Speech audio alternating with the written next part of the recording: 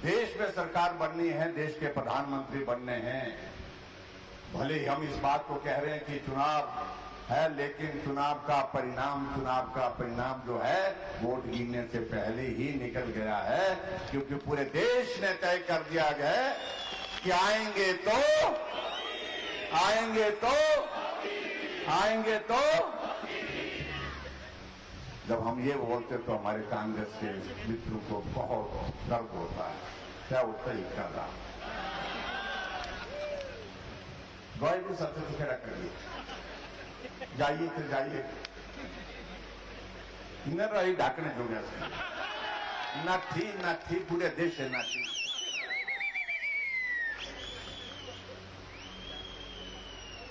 और हम कह रहे हैं कि हमारी वजह से नहीं, आपके अपने कर्मों से गई है। आप कल्पना करिए, एक वक्त कांग्रेस 400 से ज्यादा सीटों के साथ देश में राज करती थी। आज हम बोल रहे हैं 400 पार और वो बोल रहे हैं 40 पार। ये स्थिति अगर बनी है तो अपने कर्मों से बनी है, और ये स्थिति अगर बनी है हमारे मजबूत नेतृत्व और मजबूत संगठन की वजह से बनी है। और मुझे इस बात की प्रसन्नता है कि देश को एक मजबूत नेतृत्व नरेंद्र मोदी जी के रूप में जो मिला है, उन्होंने और भी मुझे लगता है कि आने वाले समय में ये हालत 40 पार से भी और नीचे आएगी। भाई और बहनों, मैं आप सबके बीच में इतना कह रहा हूं, पहाड़ में रहते हैं और हमारी मुश्किलें भी पहाड़ जैसी हैं। मैं आदरणीय गडकरी जी से रास्ते में चलते चलते बात कर रहा था कि अगर हम पहाड़ की जिंदगी का अगर हम जिक्र करें, ये जिंदगी बहुत कठिन है, दुर्गम है, बहुत परेशानी की जिंदगी है। देखने में तो सुंदर लगता है पहाड़, लेकिन जीवन बहुत कठिन होता है। और मुझे इस बात की प्रसन्नता है कि आज अगर पहाड़ के लोगों की पीठ का बोझ उतारने का काम किया तो सबसे बड़ा योगदान किसी के लिए जाता है तो हमारे नितिन गडकरी जी को जाता है। जब अटल जी देश के प्रधानमंत्री थे, उस वक्त ये जो प्रधानमंत्री ग्राम सड़क योजना, इसका अगर सही मायने में अगर जो उसका कॉन्सेप्ट उनके सामने प्रस्तुत, इस योजना को बनाने में किसी का योगदान रहा तो आदरणीय नितिन गडकरी जी का रहा।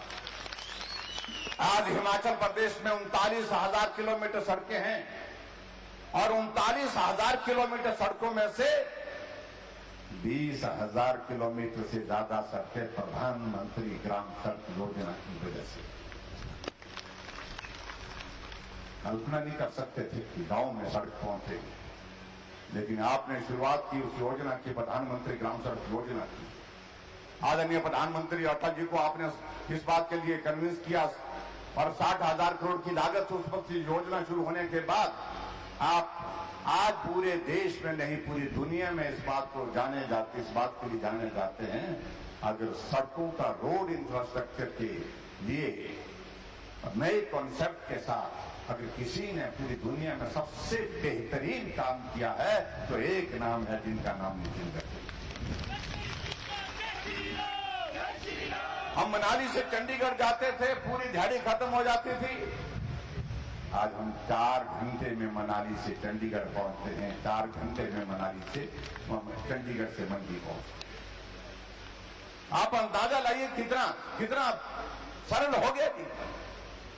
और आने वाले समय में हम आपसे उम्मीद करते हैं, जो करसोग के विधायक ने अपने बात कही कि करसोग को नेशनल हाईवे के साथ जोड़ने की गुंजाइश कहां से बनती है, उसको आगे बढ़ाने की कोशिश होगी। मैं भी निवेदन करूंगा और मैं निश्चित रूप से इस बात का मैं जिक्र करूंगा, अगर ये करसोग जुड़ जाएगा तो मेरा सिराज भी जुड़ जाएगा, मेरा भी काम हो जाएगा। तो इसलिए हम सब लोग मिलकर के जो है इस बात का निवेदन कर रहे हैं कि ये बहुत जरूरी है। और बहुत जरूरी इसलिए है क्योंकि ये सुंदर स्थान है, पर्यटन की दृष्टि से जो लोग आते हैं यहाँ हफ्ता 10-10 दिन तक रुकते हैं, लेकिन आना जाना कठिन होता है। सुविधा की दृष्टि से सबसे बड़ी कठिनाई ये है, नहीं तो पर्यटन की बहुत अपार संभावना है। भाई और बहनों, जहां अब तक चुनाव की बातें हैं तो मुझे लगता है कि उस बारे में अब ज्यादा बातें न करें, क्योंकि अंतिम चुनाव अभियान की अंतिम सभा है, बातें हो गई है। आपने ठान लिया है। अगर इतनी बड़ी संख्या में आप सब आए हैं तो इसका मतलब सीधा है, क्या समझूं मैं, कि आपने ठान लिया है, तय कर लिया है कि नरेंद्र मोदी जी को अब देश का प्रधानमंत्री बनाना है और कंगना जी को यहां से सांसद बना करके दिल्ली भेजना है। मैं हैरान हूं कुछ कांग्रेस के नेताओं से, जो सुबह कुछ बोलते हैं, दोपहर को कुछ बोलते हैं, शाम को कुछ बोलते हैं। मैं उनके बारे में ज्यादा नहीं कहना चाह रहा हूं। 16 महीने की हिमाचल प्रदेश की सरकार, यहां माताएं बहनें बैठी हैं जिनको कहा था, एक वादा किया था कि 1500 रुपए आपके खाते में आ जाएंगे। आए क्या? करसोग में आए तो नहीं? दोरी दसम जोर है बोला, आए आए नहीं आए, नहीं आए, नहीं आए। यहां करसोग में आके बोलते हैं लाहौर में मिल गया, मैं गया लाहौर में, मैंने लाहौर में मैंने कहा 1500 मिले, बोलते नहीं मिले। फिर उतने को सुना कि भाई चंबा मिले, मैं चंबा गया, तो उन्होंने कहा, मैंने पूछा वहां पर 1500 मिले, बोलते नहीं मिले, कहीं नहीं मिले। और इनकी गारंटी की अगर मैं बात कहूं, अब क्या बात करनी है उस गारंटी की, जब अपनी ही इनकी गारंटी अब खत्म हो गई, गारंटी ही नहीं। अरे हिमाचल प्रदेश में एक चुनाव था राज्यसभा का, उसका चुनाव हार गया। क्या नैतिक अधिकार है सत्ता में रहने का? इस सत्ता को उनको छोड़ करके बाहर निकलना चाहिए था। आज तक के पूरे देश के इतिहास में मुझे नहीं लगता कि कहीं किसी विधानसभा में ऐसा हुआ हो। बजट पारित करने के लिए भारतीय जनता पार्टी के 15 विधायकों को सस्पेंड करके विधानसभा से बाहर फेंक दिया गया। हम भी उसमें शामिल थे, आपके दीपराज जी भी उसमें शामिल थे। सरकार बचाने की कोशिश करेगी, लेकिन लाख बचाने की कोशिश करे, ये सरकार नहीं बचेगी, नहीं बचेगी और नहीं बचेगी। हमारी पहाड़ी भाषा में तो शुद्ध ना थी, है ना? गई कि नहीं गई? गई। इसलिए आपका वोट होगा एक, सरकारें बनेंगी दो, एक के साथ एक फ्री, एक के साथ एक फ्री हो जाएगी।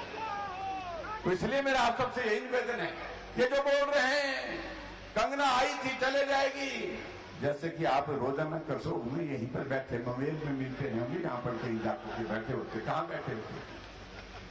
अरे इस बात को छोड़िए। मैं इतना कह रहा हूं कि आप सबके बीच में कि जीत भाजपा की होगी, सरकार भाजपा की दिल्ली में बन रही है। आदरणीय नरेंद्र मोदी जी देश के प्रधानमंत्री बन गए हैं, अब आज भी हैं और कल भी होंगे, इस बात को लेकर के कोई भी संशय नहीं है। भगवान रामचंद्र जी के जन्म स्थान पर मंदिर का निर्माण का कार्य पूर्ण होने के बाद आप सब लोगों ने प्राण प्रतिष्ठा का कार्यक्रम देखा, धारा 370 समाप्त होते देखी, आयुष्मान भारत के अंतर्गत 5 लाख रुपए का इलाज आप लोगों को मिल रहा है, और अब बुजुर्गों को 70 साल की उम्र के बाद सभी बुजुर्गों को भी वो मिलेगा। इस तरह की योजनाएं, किसान सम्मान निधि आपके खाते में आ रही है। 80 करोड़ गरीब लोगों के, 80 करोड़ गरीब लोगों को जो है मुफ्त राशन मिल रहा है। 25 करोड़ गरीब लोगों को गरीबी रेखा से ऊपर उठाया है। आज भारत की अर्थव्यवस्था दुनिया की अर्थव्यवस्था में 10वें स्थान से 5वें स्थान पर आ गई और 2029 तक 3रे स्थान पर आने का वादा हमारे देश के यशस्वी प्रधानमंत्री नरेंद्र मोदी जी करते हैं। इसलिए तो पूरा देश कह रहा है, क्या कह रहा है? अब की बार, अब की बार, अब की बार। और हिमाचल में क्या बोल रहे हैं? अब की बार चार की चार, अब की बार, अब की बार। यहाँ करसोग में क्या फिट किया भैया आप लोगों ने? क्या क्या बोलना चाहिए? कितनी होनी है इस बार? दोरी गलत है सब? हाँ जी, 10,000, 20,000, 20,000 पार, 30,000 क्या कहते हैं? सच्ची बात करनी है, पक्की बात। तो मैं बोलूंगा करसोग वालों के लिए नारा, अब की बार, अब की बार, अब की बार। बहुत बहुत धन्यवाद। एक बार फिर से मैं आदरणीय नितिन गडकरी जी का हृदय से अभिनंदन करता हूं। मैं पार्टी का अध्यक्ष था, आपके मार्गदर्शन में बहुत कुछ सीखने को मिला। संगठन कैसे चलता है, कैसे काम करता है, सबको साथ लेकर के पार्टी को आगे बढ़ाया और छोटी सी उम्र में अध्यक्ष बनने के बाद हिमाचल प्रदेश में भारतीय जनता पार्टी की सरकार, मंत्री बना तब मार्गदर्शन और मुख्यमंत्री बना तो मेरे को बहुत ज्यादा, अगर सबसे ज्यादा अगर कहीं प्यार दिया, मदद की केंद्र से, तो आदरणीय गडकरी जी। ये प्यार हम सबका बना रहे। इसी निवेदन के साथ मैं आप सबसे एक बार फिर से निवेदन करना चाहूंगा कि भारतीय जनता पार्टी की मंडी लोकसभा क्षेत्र से हमारी पार्टी की प्रत्याशी कंगना रनौत जी को भारी बहुमत से जिता करके भेजे तो आपने अगर कहा है 30,000 पार कहा है तो 30,000 पार ही होना चाहिए। उसके लिए आप सब लोग काम करिए। आप सबका बहुत बहुत धन्यवाद। नमस्कार, जय हिंद, जय श्री राम।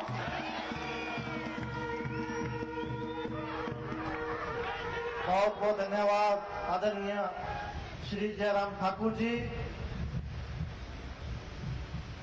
अब मेरा आग्रह रहेगा केंद्रीय मंत्री आदरणीय श्री नितिन गडकरी जी से, आप इस विशाल जनसमूह को संबोधित करें, हम सबको अपना आशीर्वाद दें। आदरणीय श्री नितिन गडकरी जी।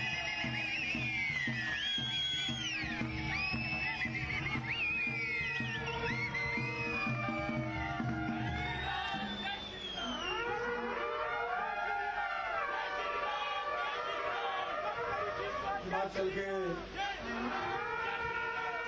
पूर्व मुख्यमंत्री, हमारे प्रमुख नेता आदरणीय जयराम जी, आपका आशीर्वाद लेने के लिए आई है। ऐसे हमारी लोकप्रिय प्रत्याशी बहन कंगना जी, हमारे विधायक टिपराज जी, बिहारी लाल शर्मा जी, हीरालाल जी, नेत्राम जी, कुंदन ठाकुर जी और उपस्थित सभी भाई और बहनों, मैं हेलीकॉप्टर से जब आपके यहाँ आ रहा था तो मैं जयराम जी को बता रहा था यहाँ का सौंदर्य बहुत अच्छा है। भगवान ने कितनी सुंदर पहाड़ी दी है, कितनी सुंदर हवा दी है, कितने अच्छे पेड़ हैं, पर स्वाभाविक रूप से पहाड़ी पर रहने के कारण कितना कष्ट सहन करना पड़ता है, ये भी कल्पना मैं कर सकता हूं। अभी कंगना जी ने अपने भाषण में जो कहा था वही बात मैंने मेरे ऑफिस में मुंबई में जब मैं मंत्री था तब लिख कर रखी थी और आज भी दिल्ली के मेरे ऑफिस में लिखी हुई है। American president John F Kennedy ji ने कहा था कि American roads are not good because America is rich, but America is rich because American roads are good. उसका अर्थ ऐसा था कि अमेरिका धनवान है, इसके कारण उसके रास्ते अच्छे नहीं बने, तो अमेरिका के रास्ते अच्छे हुए, इसके कारण अमेरिका धनवान हुई। और मैं ये मानता हूं कि हमारा विकास अगर करना है तो रास्तों का महत्व बहुत महत्वपूर्ण है। इस बार हमारी केदारनाथ, बद्रीनाथ, केदारनाथ, गंगोत्री, यमुनोत्री 3 गुना लोगों को रोकना पड़ रहा है। लोग इतने बड़े संख्या में आ रहे हैं। मैं मुख्यमंत्री से बात कर रहा था, उन्होंने मुझे कहा कि नितिन जी, आपने जो 4 धाम का 12,000 करोड़ का जो प्रोजेक्ट करोड़ का दिया, लगभग 80-85% काम पूरा हुआ है, जिसके कारण बड़े प्रमाण पर लोग बद्रीनाथ, केदारनाथ, गंगोत्री, यमुनोत्री आ रहे हैं। मुझे विश्वास है कि टूरिज्म ऐसी बात होती है कि जितने लोग तीर्थाटन के लिए आते हैं, पर्यटन के लिए आते हैं, तो सबसे इंपॉर्टेंट चीज ये होती है कि टूरिज्म में जो भी इन्वेस्टमेंट होती है वो 49% इन्वेस्टमेंट रोजगार निर्माण करने के लिए खर्चा होती है, जिससे प्रगति, समृद्धता और संपन्नता आती है। हिमाचल को हम देवभूमि मानते हैं। हम हिमाचल की तस्वीर को बदलना चाहते हैं। यहाँ की जनता सुखी हो, समृद्ध हो, संपन्न हो, भय, भूख, आतंक, भ्रष्टाचार से मुक्त हो और हमारे देश की रक्षा करने के लिए हिमाचल की देवभूमि से अनेक शूर जवान जिन्होंने अपने देश की सुरक्षा के लिए, रक्षा के लिए अपनी जान न्यौछावर कर दी, वो प्रदेश का नाम है हिमाचल प्रदेश। ये वीरों की भूमि है, एक प्रकार से देवों की भूमि है। और इस भूमि में जो लोग भी हैं वो बड़े भोले हैं। हमारी संस्कृति, हमारा इतिहास, हमारी विरासत हमारी सबसे बड़ी देन है। और आने वाले समय में हमें आर्थिक दृष्टि से भी समृद्ध और संपन्न हिंदुस्तान बनाना है। मोदी जी का संकल्प है कि हम $5 ट्रिलियन की इकोनॉमी बनाएंगे। हम हिंदुस्तान को दुनिया की तीसरी अर्थव्यवस्था बनाएंगे। गांव, गरीब, मजदूर, किसान का कल्याण करेंगे। गरीबी, भूखमरी, बेरोजगारी से इस देश को बाहर निकाल देंगे और हमारे देश की जनता सुखी, समृद्ध और संपन्न होगी। आजकल दुनिया में एक बहुत बड़ी चर्चा होती है और वो चर्चा यूरों तक अभी शुरू हुई है। जो भूटान के प्रधानमंत्री जी थे उन्होंने कहा था happy human index, domestic happy human index. इसका मतलब है सुखांक। सुखांक का मतलब क्या होता है? हर गांव में जाने के लिए अच्छे रोड चाहिए, जनता को पीने के लिए शुद्ध और स्वच्छ जल चाहिए, बच्चों के व्यक्तित्व को बनाने के लिए अच्छी स्कूल चाहिए, अगर स्वास्थ्य बिगड़ गया तो अच्छे अस्पताल चाहिए, जवान लोगों के हाथों को काम चाहिए और किसानों के फसल के सही दाम चाहिए। यही सुखांक की कल्पना है। पर आज मैं जब आ रहा था तो मुझे पुरानी बात याद आई, जिसका उल्लेख जयराम जी ने किया। वही गाड़ी में उस समय बात कर रहा था कि अटल बिहारी वाजपेयी देश के प्रधानमंत्री बने और हमारे मध्य प्रदेश के पूर्व मुख्यमंत्री उस समय बाद में अटल जी के सरकार में ग्रामीण विकास मंत्री बने, सुंदरलाल पटेल। मैं मुंबई में मंत्री था। आप कभी मुंबई आओगे तो समुद्र में वर्ली बांद्रा सीलिंग प्रोजेक्ट, 55 उड्डान पुल और मुंबई पुणे एक्सप्रेस हाईवे उस समय स्टेट के मंत्री के रूप में मुझे करने का सौभाग्य मिला था। पटवा जी का मुझे फोन आया और उन्होंने मुझे कहा कि अटल जी आपको याद कर रहे हैं, आप तुरंत दिल्ली आइए। मैं दिल्ली आने के बाद पटवा जी के साथ अटल जी के घर पर गया। अटल जी हमारे ऐसे आदरणीय नेता थे कि उनके पैरों पर पैर छूकर मैंने उनसे आशीर्वाद किया। उस समय 36 साल की मेरी उम्र थी। अटल जी ने मुझे कहा, नितिन तुमने मुंबई में बहुत काम किया, शहरों में काम किया, टनल, रोड, ब्रिजेस, हाईवे बनाए, और मैं तुमको एक जिम्मेदारी देना चाहता हूं। और अटल बिहारी वाजपेयी जी ने मुझे आदेश दिया कि हिंदुस्तान में 6.5 लाख गांव है, उस गांव को मजबूत रोड से जोड़ने वाली योजना तुम तैयार करो और जल्दी से जल्दी वो रिपोर्ट मुझे दो। मेरे अध्यक्षता में एक कमेटी तैयार की गई। नाबार्ड के अध्यक्ष कमेटी के सदस्य थे, रिजर्व बैंक के डिप्टी गवर्नर थे। मैंने 3 महीने रात दिन काम किया। मैं दिल्ली आया और दिल्ली आने के बाद मैंने अटल बिहारी वाजपेयी जी को अपना रिपोर्ट सौंपा।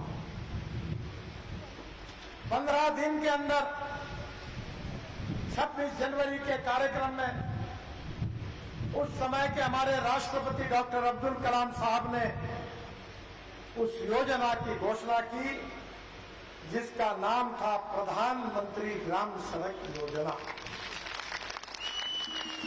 और आज मुझे पहली बार इस बात का पता चला कि जयराम जी ने यहां मुझे बताया कि हिमाचल में 39,000 किलोमीटर रोड है, उसमें से 20,000 किलोमीटर रोड प्रधानमंत्री ग्राम सड़क योजना के कारण बने। आप लोगों को सही में स्वाधीनता मिली तो मेरे दिल में इतनी खुशी हुई कि समझते हुए या न समझते हुए ये 20,000 किलोमीटर रोड ने जो हिमाचल के लोगों के भविष्य को बदल दिया, वो योजना बनाने का सौभाग्य मुझे मिला। इसका आनंद मेरे मन में मिला और मैं वंदन करता हूं उस महापुरुष को जिसने हिंदुस्तान के 6.5 लाख गांवों में से 4.5 लाख गांवों को मजबूत रोड से जोड़ने का काम हिंदुस्तान के इतिहास में किसी व्यक्ति ने किया है तो उसका नाम अटल बिहारी वाजपेयी है। ये मैं अभिमान के साथ कह सकता हूं। बहनों और भाइयों, आपके विधायक जी ने मुझे बताया, उनका कहना बिल्कुल सही है। मैं हिमाचल प्रदेश में 1 लाख करोड़ रुपए के काम कर रहा हूं।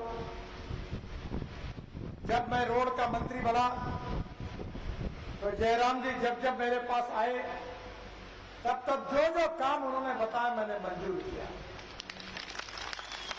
अनुराग जी आए, इसके पहले बाद में कांग्रेस की सरकार आई, जो भी मंत्री मुख्यमंत्री आए मैंने हर काम करने की कोशिश की।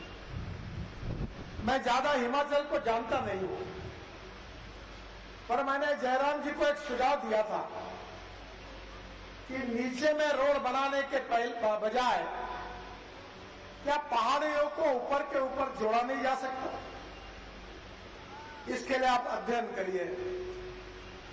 और आज मैं आपको बताना चाहता हूं कि मैंने 20,000 करोड़ के ropeway, cable car, vernacular railway के 26 प्रोजेक्ट मैंने हिमाचल के लिए मंजूर करके रखे।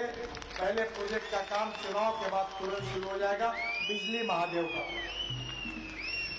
मुझे कल कंगना जी ने बताया कि ये रोपवे बन रही है, जहां से शुरू हो रही है, जहां आ रही है, वहां के लोगों की कुछ भावना है, कुछ उनको कहना है। तो मैंने उनको आश्वस्त किया, उनको जयराम जी को, कि चुनाव के बाद आइए, आपको जो बदल करना है वो आपके कहने पर मैं आपको करके दूंगा। ये भी विश्वास उनको दिया। बहनों और भाइयों, देश का विकास है, उसका मतलब क्या होता है? मैं आपको एक सवाल पूछना चाहता हूं। 1947 में देश को स्वतंत्रता मिली थी। पंडित जवाहरलाल नेहरू देश के प्रधानमंत्री बने। उसके बाद में इंदिरा जी प्रधानमंत्री बनी। उसके बाद में राजीव गांधी प्रधानमंत्री बने। उसके बाद सोनिया जी और राहुल जी के नेतृत्व में मनमोहन सिंह जी देश के प्रधानमंत्री बने। बैलजोड़ी थी, लोगों ने बैलजोड़ी को ठप्पे मारे। फिर गाय बछड़ा आया, गाय बछड़े को ठप्पे मारे। फिर पंजा आया, पंजा पे ठप्पे मारे। 75 साल स्वाधीनता को हुए, 60 साल कांग्रेस को मिले, पर 60 साल में देश के गांवों को रोड नहीं बनाए गए। जब अटल बिहारी वाजपेयी देश के प्रधानमंत्री बने तब 20,000 किलोमीटर गांव के रोड अटल बिहारी वाजपेयी ने बनाए। अगर अटल जी की सरकार नहीं आती तो ये रोड आपको मिलते थे? नहीं मिलते। ये सोच गलत है। किसी भी देश का विकास अगर होना है तो पैसे की कमी नहीं है। कम से कम मैं तो कहता हूं, ये मीडिया वालों को कहता हूं, मेरी बातों को अच्छी तरह से रिकॉर्ड कर लो। और मैं डंके की चोट पर आपको बताता हूं कि मैंने कही हुई बात अगर नहीं होगी तो आप ब्रेकिंग न्यूज लगा दो, और अभी तक कोई माय का लाल पैदा नहीं हुआ कि जो ये कर सके।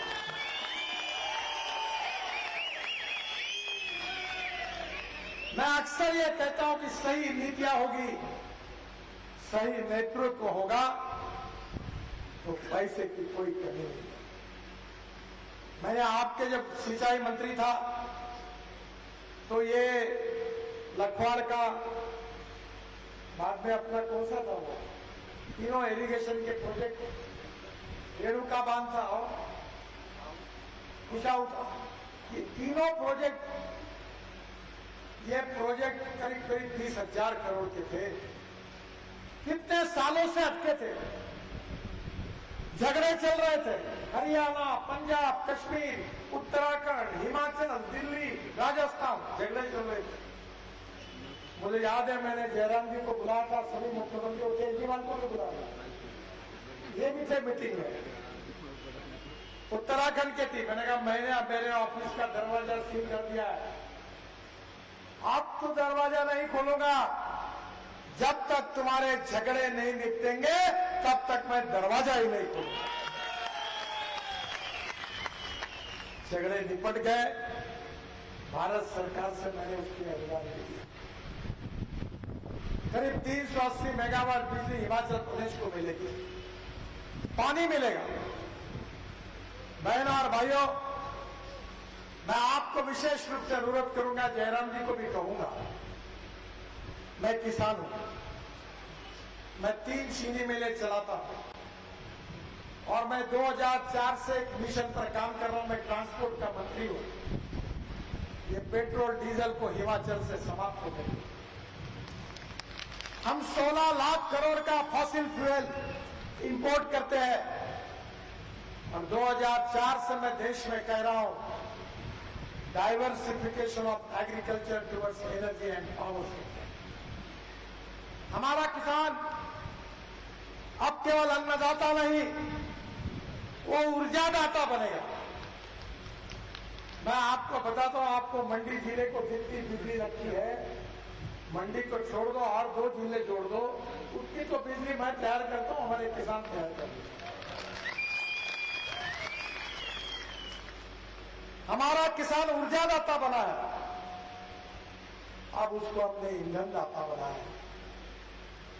मैं खुद प्रयोग करता हूं, मुझे 9 डॉक्टरेट मिली है, डीलिट्स मिली है, कृषि के लिए 5 मिली हुई है। मेरी बात शांति से सुनिए, ये आपके जंगल में मुझे पता नहीं पर नॉन एडिबल ऑयल सीड होती है, रतनजोत, मोहर, साल, करंज, क्योली, उससे हमने डीजल बनाया और शुगर के जूस, मक्के से, ब्रोकन राइस से इथेनॉल बनाया है। और विश्व की पहली गाड़ी मेरे पास है, टोयोटा की इनोवा गाड़ी, जो किसानों ने बनाए हुए 100% बायो इथेनॉल पर चलती है, 60% बिजली तैयार करती है और 40% इथेनॉल पे चलती है। इथेनॉल का रेट 60 रुपए लीटर है और पेट्रोल का रेट 120 रुपए लीटर है। अगर माइलेज का हिसाब करेंगे तो 25 रुपए लीटर पेट्रोल का भाव। बहनों और भाइयों, मैंने electric scooter, electric car, electric bus अपने देश में लाई। तो यही मीडिया वाले मुझे पूछते थे कि गाड़ी रास्ते में बंद पड़ेगी तो क्या आप धक्का मारोगे क्या? कोई गाड़ी बंद नहीं पड़ेगी। इलेक्ट्रिक की स्कूटर आई, इलेक्ट्रिक की ऑटो रिक्शा आई, इलेक्ट्रिक के 3 व्हीलर आए, इलेक्ट्रिक की बस आई और इस साल में दिसंबर के पहले इथेनॉल पर चलने वाला ट्रैक्टर आएगा और इलेक्ट्रिक पर चलने वाला ट्रैक्टर आएगा और इलेक्ट्रिक पर चलने वाली बस आएगी। और आप ही मुझे बताइए, ये 16 लाख करोड़ बचकर अगर ये 10 लाख करोड़ किसानों के जेब में जाएंगे तो हमारे गांव समृद्ध संपन्न होंगे और हमारे किसानों के युवाओं को रोजगार मिलेगा। ये पंजाब हरियाणा के किसान ये परली जलाते हैं, राइस क्रॉप। मैं उस एसोसिएशन का अध्यक्ष हूं। 350 प्रोजेक्ट आए हैं और परली से सीएनजी बन रहा है, एलएनजी बन रहा है, डांबर बन रहा है। मैं रोड के लिए वो डांबर भी उपयोग में लाने वाला हूं। और आज देश में हमारा किसान परली जलाने के बजाय उससे सीएनजी बन रहा है। तो पंजाब और हरियाणा में जो फुकट में परली जलाते थे उसका भाव 2,500 से 3,000 रुपए टन हो गया और किसानों को पैसा मिलना शुरू हुआ। मैं जयराम जी को कह रहा था, क्या बायोटेक्नोलॉजी का उपयोग करके पहाड़ियों में ऐसी कोई वनस्पति तैयार कर सकते हैं जिससे बायो सीएनजी और बायो एलएनजी तैयार हो सकता है? कठिनाई नहीं है। आप मेरे बातों पर विश्वास रखिए। सब प्रयोग मैं खुद जब करता हूं तब पब्लिक में बताता हूं। मैं प्लास्टिक से पेट्रोल बनाता हूं और मैं लोगों के लिए काम करता हूं। मैं उद्योगपति नहीं हूं। फार्मर प्रोड्यूस कंपनी मैंने खोली, कोऑपरेटिव में काम करता हूं। हमारे ग्रुप का टर्नओवर 2,500 करोड़ है ताकि वहां के किसानों को समृद्ध और संपन्नता मिले। ये संभव है। आपके यहाँ के जो एप्पल है, मैं बहुत बार यहाँ के मुख्यमंत्री को कह चुका हूं। अभी हमारे यहाँ नासिक में ग्रेप आते हैं, वहां उन्होंने स्पेन से कलम लाई, अच्छे ग्रेप तैयार किए। तो सह्याद्री फार्मर प्रोड्यूस कंपनी है, उन्होंने 1,500 करोड़ रुपए के ग्रेप एक्सपोर्ट किए। पर आज हमारे एप्पल एक्सपोर्ट नहीं हो रहे ज्यादा, क्योंकि न्यूजीलैंड, ऑस्ट्रेलिया, पोलैंड, ईरान, यहां के एप्पल की क्वालिटी अच्छी है। मैं कह रहा हूं कंगना जी को कि आप चुनकर आने के बाद मैं आपको 2 प्रोजेक्ट में मदद करूंगा। यहाँ अच्छे किसानों को नर्सरी खोलने के लिए भारत सरकार का अनुदान हम दिलाएंगे और एप्पल की ऐसी कलम तैयार करेंगे कि यहाँ का हिमाचल का एप्पल केवल हिंदुस्तान में नहीं तो वर्ल्ड में, दुनिया के अनेक देशों में वहां एक्सपोर्ट होगा और डॉलर में हिमाचल के लोगों को पैसा मिलेगा। हमने संतरे की कलम तैयार की है। और दूसरी बात मैंने उनको बताई, वो भी आपको देखने के लिए मिलेगा कि गुजरात में हमारे गिर जो गाय थी वो 1952 में ब्राजील में गई। वहां के ब्राजील के सरकार ने उसमें बहुत अच्छा ब्रीड तैयार किया और गिर जात की गाय ब्राजील में 60 लीटर दूध देती है। देशी अपनी भारतीय गाय है, नस्ल है। और उसके बाद में मैं हमारे अधिकारियों के पीछे लगा। वो गाय को एक बुल हुआ था सांड, उसका नाम था टोरंडो। उसका सीमेंट हिंदुस्तान में लाया और हमारे 2 लीटर वाले गाय को दिया तो उससे 20-20 लीटर की अब बोरियां तैयार हुई। और अभी जैसे बेटी बचाओ अभियान है, वैसे देश में 3 जगह पर प्रकल्प शुरू हुए हैं। एक सांगली में है, हमारे महाराष्ट्र में चितड़े डेयरी करके मिठाई बहुत बड़ा काम करते करोड़ों में, उनके यहाँ एक प्रकल्प है। एक शरद पवार साहब का बारामती में है और एक नागपुर यूनिवर्सिटी में, वेटरनरी यूनिवर्सिटी में नागपुर में है। और तीनों प्रकल्प का उद्घाटन मैंने ही किया है। अब यहां में हिमाचल में जब एक एक गाय अगर 20 से 25 लीटर दूध देने वाली होगी तो मुझे बताइए कि हमारे किसान गरीब क्यों रहेंगे। एम्ब्रियो ट्रांसफर, जैसे टेस्ट ट्यूब बेबी होती है तैसे टेस्ट ट्यूब गोरी होगी। बेटी बचाओ अभियान की जरूरत नहीं है। भारत सरकार ने योजना लाई है, एक तरफ नर्सरी से एप्पल की अच्छी जात, अच्छे कलम तैयार होंगे और दूसरी ओर अच्छी गाय तैयार होगी 20 लीटर 25 लीटर दूध देने वाली, और हिमाचल समृद्ध और संपन्न होगा, किसान कर्ज मुक्त होगा और गांव गरीबी से मुक्त होंगे। टेक्नोलॉजी, इनोवेशन, मैं अक्सर एक बात कहते रहता हूं। मैं जब भी भाषण देता हूं तो मेरा भाषण दुनिया में जाता है। YouTube वालों से मुझे 2.5 से 3 लाख रुपए महीना मिलता है।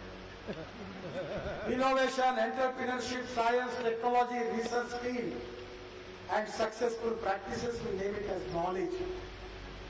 ज्ञान, और नॉलेज का कन्वर्शन संपत्ति में, वेल्थ में करना, यही हिंदुस्तान का भविष्य है और यही हमारी सरकार का मकसद है।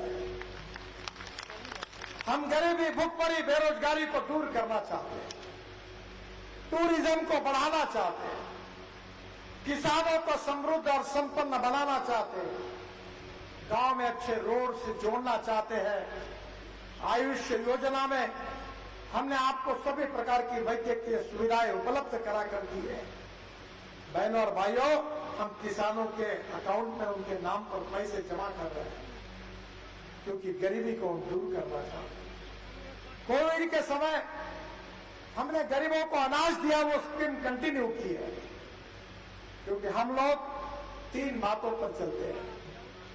भारतीय जनता पार्टी का जब मैं अध्यक्ष था तो हमारे कार्यालय के बाजू में हमने एक बड़ा बोर्ड लगाया, आज भी है, और उसमें लिखा था राष्ट्रवाद। हम 2-4 रहे न रहे, तेरा वैभव अमर रहे मां, हमारी मातृभूमि का विकास हो, ये हमारा विचार है। नेशनलिज्म, राष्ट्रवाद हमारा आत्मा है, और राष्ट्र को सुखी, समृद्ध, संपन्न, शक्तिशाली बनाना होगा तो हमें गुड गवर्नेंस एंड डेवलपमेंट चाहिए, सुशासन और विकास चाहिए। और सुशासन और विकास, ये हमारा मिशन है। और तीसरी बात लिखी थी अंत्योदय। अंत्योदय ये भारतीय जनता पार्टी का कन्विक्शन है कि इस समाज में जो आखिरी पायदान पर खड़े हैं, जो सामाजिक, आर्थिक, शैक्षणिक दृष्टि से पिछड़े हुए हैं, दलित है, पीड़ित है, शोषित है, जिनके पास रहने के लिए मकान नहीं है, खाने के लिए रोटी नहीं है, शरीर पर कपड़ा नहीं है, उस दरिद्र नारायण को हम भगवान मानेंगे और उसकी हम निरंतर सेवा करते रहेंगे। और जिस दिन उस व्यक्ति को रोटी, कपड़ा और मकान मिलेगा, हमारा कार्य पूरा होगा, ऐसा हम समझेंगे। ये पंडित दीनदयाल उपाध्याय जी का आर्थिक चिंतन हमारा उद्देश्य है। बहनों और भाइयों, में 2014 में मंत्री बना, 7 विश्व रिकॉर्ड हुए, खूब टनल बनाई, रोड बनाई, हाईवे बनाए। अभी मेरी मुलाकात एक विदेशी दूरचित्रवाणी में ली और उन्होंने मुझे पूछा कि आपके जीवन में सबसे अच्छा काम कौन सा था। मैंने कहा, जब बचपन में मैं अपने शहर में माँ के साथ अपने मामा के घर पर जाता था तो दोनों बहनें और मैं एक साइकिल रिक्शा में बैठते थे। जब चढ़ाव आता था तो रिक्शे वाले को एक बनियन रहती थी, बंडी रहती थी, बेचारा उतर जाता था। हमें खींचते खींचते उसके शरीर से पसीना निकलता था। उसको देखकर मेरे आंखों में आंसू आते थे। मैं उतर जाता था, फिर चढ़ाव निकलने के बाद फिर बैठ जाता था और फिर स्टेशन पर पहुंचता था। और वो रिक्शा खींचने वाला गरीब व्यक्ति मेरे आंखों से कभी दूर नहीं था। जब 2014 में मैं मंत्री बना तब मैंने तय किया कि इस प्रथा को हम समाप्त करेंगे। इस देश में 1.5 करोड़ लोग आदमी आदमी को धोने का काम करते हैं। और बंगाल में और झारखंड में तो ये स्थिति थी कि आदमी अपने कंधे पर जू रखकर 2 लोग रिक्शा में बैठकर उनको खींचता था। मैंने उस समय आईटीओ को, टेक्निकल लोगों को बुलाया, स्कूटर वाले, कार वालों को बुलाया और मैंने कहा डिजाइन तैयार करो। और electric rickshaw, e rickshaw, mechanics जीवन ई रिक्शा, ई कार्ड, ये पहली बार देश में आया। मैंने उसका कानून बनाया और आज 10 साल में मोदी जी के नेतृत्व में इस देश में गरीबों के लिए बड़ा काम हुआ कि 1.5 करोड़ लोग अब मैकेनिक्स जीवन ई रिक्शा चलाते हैं। न कोई आज अपने पीठ पर कुछ रख के बोरा रखता है, न आदमी को धोने का काम करता है। ये अंत्योदय का प्रिंसिपल है। ये गरीबों के प्रति हमारी संवेदनशीलता। और बहनों और भाइयों, ये सब परिस्थिति बदलने के लिए समय लगेगा। जो 7 साल में कांग्रेस ने नहीं किया वो 10 साल में हमने करके दिखाया है, ये मैं विश्वास के साथ बता सकता हूं। और अभी तक आपने जो देखा है वो तो केवल ट्रेलर है, ट्रेलर। सही फिल्म शुरू होना बाकी है। अगर हमें कांग्रेस जैसा अवसर मिलेगा तो हिंदुस्तान दुनिया की आर्थिक महाशक्ति बनेगी, विश्व गुरु बनेगा, गरीबी दूर होगी। एमएलए साहब कह रहे थे बिल्कुल रोड बनाएंगे, आप चिंता मत करिए, आप कुछ चिंता मत करिए, सब बीमारी का एक ही इलाज है। आज प्रचार का आखिरी दिन है, चुनाव के दिन उठिए, जो भी आपका भगवान है उसका दर्शन करिए और आप वोटिंग को जाइए और कमल के फूल की बटन दबाइए, कंगना जी को चुनकर लाइए। 100 बीमारी का एक ही इलाज बता रहा हूं। और फिर चिंता मत करिए, अरे एक क्या मांग रहे, मैं 4 आपको दूंगा और यहाँ की परिस्थिति को बदल दूंगा।